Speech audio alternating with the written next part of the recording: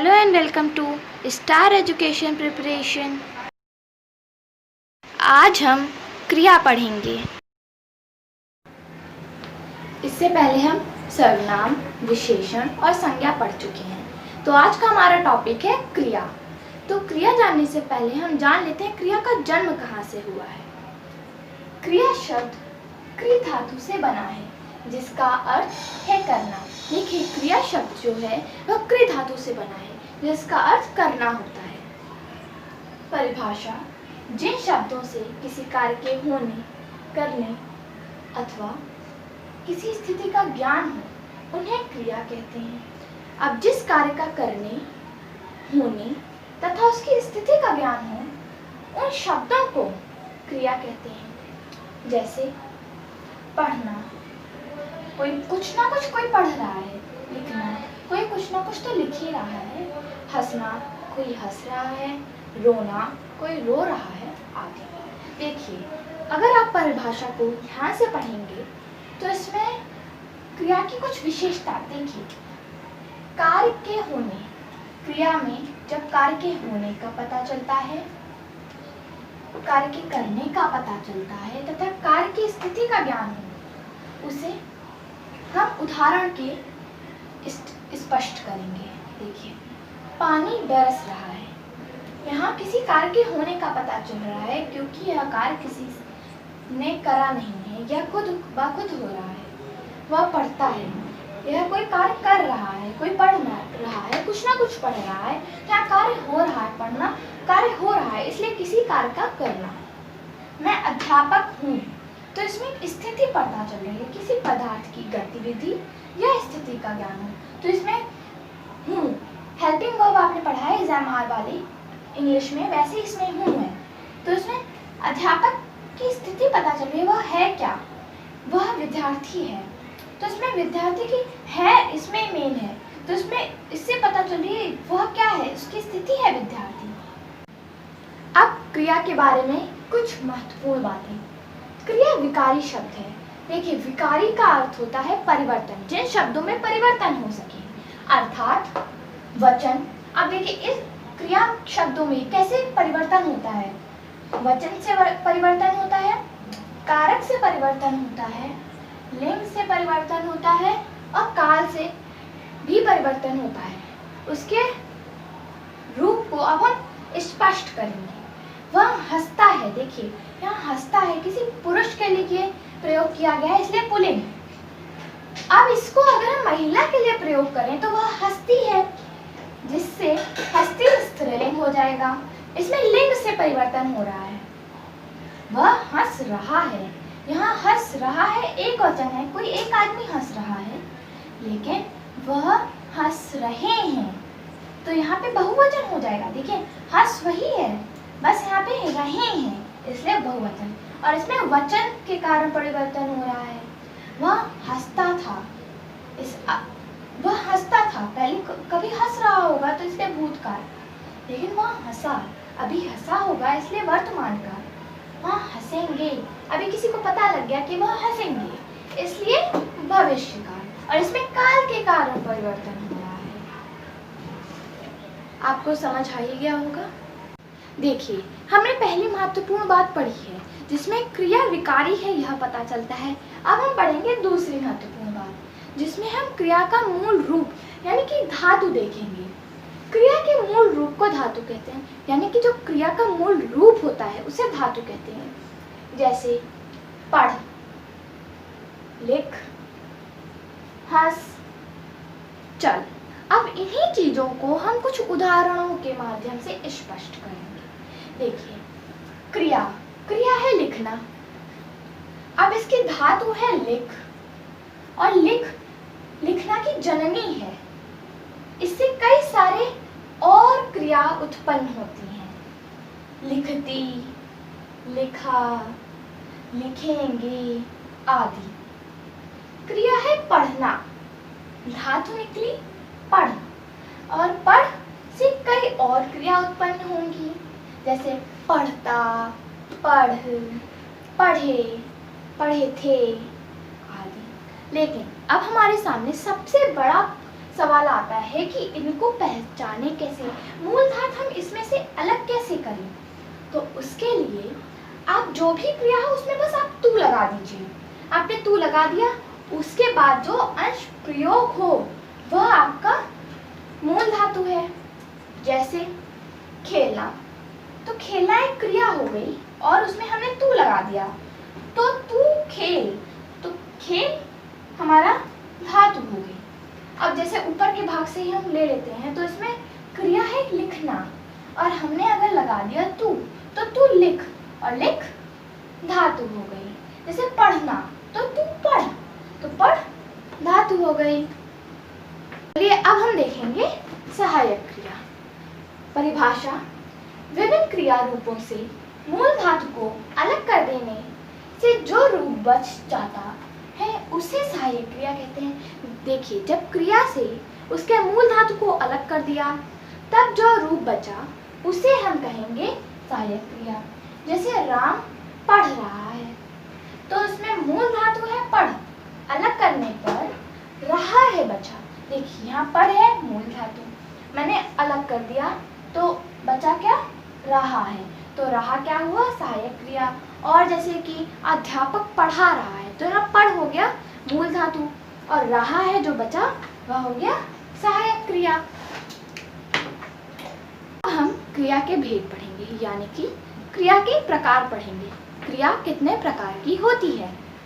क्रिया का विभाजन दो आधार पर हुआ है। पहला है कर्म के आधार पर और दूसरा प्रयोग के आधार पर। कर्म के आधार पर क्रिया मुख्यतः दो रूप की होती है, अकर्मक क्रिया और सकर्मक क्रिया, लेकिन कहीं कहीं पुस्तकों में द्विकर्मक क्रिया भी मिलती है। प्रयोग के आधार पर क्रिया के रूप 5 होते हैं। पहला है सामान्य क्रिया, दूसरा संयुक्त क्रिया और तीसरा नाम धातु क्रिया, चौथा प्रेरणार्थक क्रिया, पांचवा पूर्वकालिक क्रिया। अब हम पढ़ेंगे आकर्मक क्रिया। देखिए, आ का मतलब होता है रहित, मतलब कर्म से रहित, जो क्रिया कर्म से रहित हो।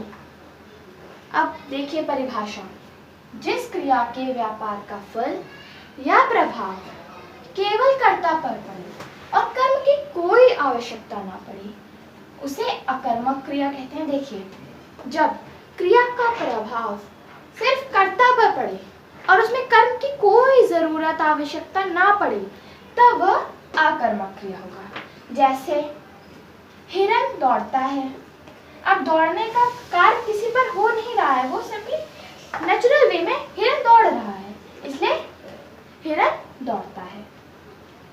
और इसमें एक इम्पॉर्टेंट बात, क्या और किसको का उत्तर भी नहीं मिलता।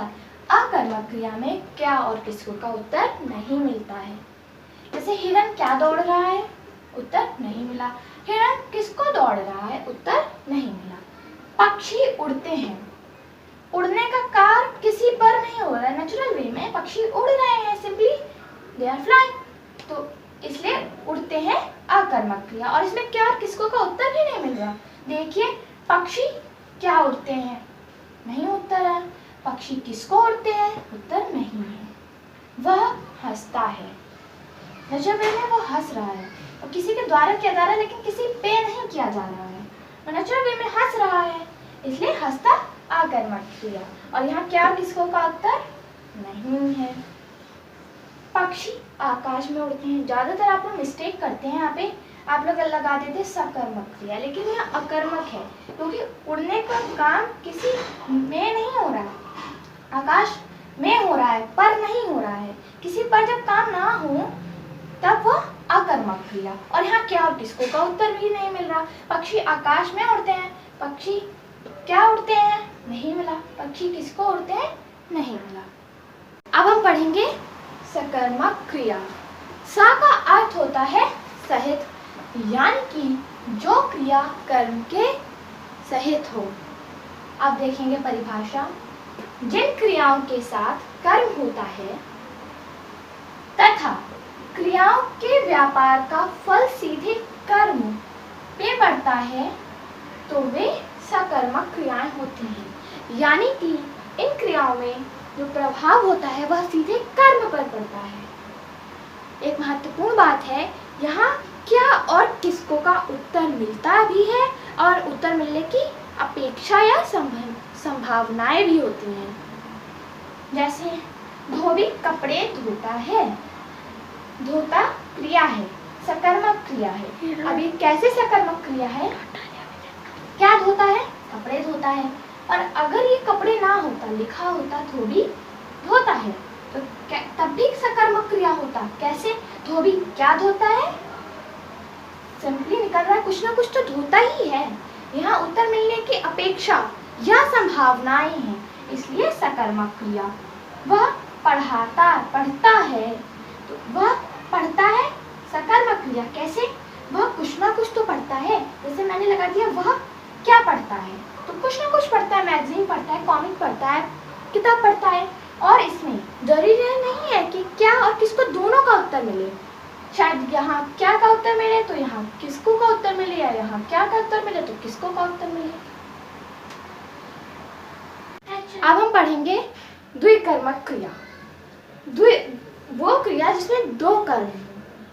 परिभाषा: जिन क्रियाओं के दो कर्म होते हैं उन्हें द्विकर्मक क्रिया कहते हैं। जिन क्रियाओं के दो कर्म हो उन्हें द्विकर्मक क्रिया कहेंगे। महत्वपूर्ण बात यह है इसमें क्या और किसको दोनों का एक साथ उत्तर मिलता है। एक साथ एक ही वाक्य में क्या और किसको दोनों का उत्तर मिलेगा। जैसे डॉक्टर रोगी को दवा देता है। देता है क्रिया है। कौन सी क्रिया है? द्विकर्मक क्रिया है। लेकिन कैसे है? देखिए, दवा कर्म है, रोगी कर्म है और दवा। अब इसको कैसे पता लगाएंगे द्विकर्मक क्रिया है? डॉक्टर क्या देता है? दवा देता है। अब इनको एक साथ लेंगे। डॉक्टर दवा किसको देता है? तो रोगी को देता है। यहाँ क्या और किसको? दोनों का उत्तर मिल गया। राजा ने कवि को पुरस्कार दिया। दिया है क्रिया, द्विकर्मक क्रिया। कर्म है पुरस्कार और कवि। क्या दिया? पुरस्कार दिया। किसको दिया? कवि को दिया। अब हम पढ़ेंगे सामान्य क्रिया, जो कि प्रयोग के आधार पर आधारित है। जहाँ केवल एक क्रिया होती है वहाँ सामान्य क्रिया होती है। जहाँ केवल एक क्रिया हो वो सामान्य क्रिया। जैसे राम गया, तो सिंपल है, राम गया, तो यहाँ गया सामान्य क्रिया हो जाएगी। सुमन हंसी, हंसी सामान्य क्रिया। वह पढ़ा, तो पढ़ा सामान्य क्रिया। अब हम पढ़ेंगे संयुक्त क्रिया। जहाँ दो या दो से अधिक क्रियाएं मिलकर क्रिया को पूर्ण बनाती हैं तब उन्हें संयुक्त क्रिया कहते हैं। जब दो या दो से अधिक क्रिया मिलकर क्रिया को पूर्ण बनाने लगी तब वे संयुक्त क्रिया होगी। जैसे शोभित खाना खा चुका है, तो यहाँ शोभित खाना खा क्रिया अधूरी है, लेकिन जब चुका है लग गया तो खा चुका दोनों क्रिया बन गया, इसलिए संयुक्त क्रिया। और वह क्रिया भी पूरी हो गई। राधिका घर चली गई, और अगर लेते हैं राधिका घर चली तो क्रिया अधूरी है और गई लगने के बाद क्रिया पूरी हो गई और संयुक्त क्रिया बन गई। अब हम पढ़ेंगे नाम धातु क्रिया। संज्ञा, सर्वनाम, विशेषण शब्दों से बनने वाले क्रियापदों के को नाम धातु क्रिया कहते हैं। यानी कि जो क्रियापद संज्ञा, सर्वनाम या विशेषण से बने उन्हें नाम धातु क्रिया कहते हैं। उदाहरणों के माध्यम से स्पष्ट होगा। शर्माना, देखिए शर्माना क्या है? क्रिया। और शर्माना किससे बना है? ध्यान दीजिए, शर्म से। और शर्म क्या है? संज्ञा। संज्ञा से शर्माना बना, इसलिए शर्माना नाम धातु क्रिया। क्रिया है अपनाना। अपनाना किस धातु से बना? आप से। और आप क्या है? सर्वनाम। यानी कि सर्वनाम से यह क्रिया बनी, इसलिए अपनाना नाम धातु क्रिया। क्रिया क्या है? गरमाना। धातु किससे बनी है? गर्म से। और गर्म क्या है? विशेषण। और विशेषण से गरमाना बना, इसलिए गरमाना नाम धातु क्रिया। अब हम पढ़ेंगे पूर्वकालिक क्रिया। पूर्व क्रिया से पहले आने वाली क्रिया को पूर्वकालिक क्रिया कहते हैं। देखिए, जब कर्ता पहले कार्य को समाप्त करके दूसरे कार्य को करने में लग जाता है तो जो क्रिया पहले समाप्त हो चुकी होती है उसे पूर्वकालिक क्रिया कहते हैं। अधिकांशतः या इसमें कर या करके लगा होता है। रमा पत्र पढ़कर रोने लगी, तो एक कार्य है पढ़कर, दूसरा है रोने लगी। तो रोने लगी से पहले उसने किया है पढ़कर, इसलिए यह पूर्वकालिक क्रिया। और इसमें देखिए कर लगा है। शिवम खाकर सो गया, तो सो गया क्रिया है और खाकर भी क्रिया है, लेकिन यह उससे पहले हुआ है, इसलिए पूर्वकालिक क्रिया। अब हम पढ़ेंगे प्रेरणार्थक क्रिया। प्रेरणार्थक क्रिया का मतलब है प्रेरणा देना। जैसे जहाँ क्रिया में कर्ता कार्य को स्वयं ना करके किसी दूसरे को कार्य करने के लिए प्रेरित करता है उसे प्रेरणार्थक क्रिया कहते हैं। जहाँ कर्ता कार्य को स्वयं ना करे और किसी दूसरे को कार्य करने के लिए प्रेरित करे तो उसे प्रेरणार्थक क्रिया कहेंगे। जैसे कमला दर्जी से कपड़े सिलवाती है, तो यह कमला खुद नहीं सिल रही है कपड़े, वो दर्जी से सिलवाती है, इसलिए सिलवाती प्रेरणार्थक क्रिया। मैंने उससे उस पत्र लिखवाया, तो जो भी वो था उसने खुद नहीं पत्र लिखा, उसने किसी और से पत्र लिखवाया, इसलिए लिखवाया प्रेरणार्थक क्रिया। इस क्रिया के दो भेद हैं और जो प्रेरणार्थक क्रिया होती है उसके दो भेद होते हैं। अब हम प्रेरणार्थक क्रिया के भाग पढ़ेंगे। तो पहला है प्रथम प्रेरणार्थक क्रिया और दूसरा है द्वितीय प्रेरणार्थक क्रिया। मूल सकर्मक खाना प्रथम प्रेरणार्थक में जाएंगे खिलाना हो जाएगा और द्वितीय प्रेरणार्थक में जाएंगे तो खिलवाना हो जाएगा। जैसे हंसना हंसाना हंसवाना, पढ़ना पढ़ाना पढ़वाना, सोना सुलाना सुलवाना।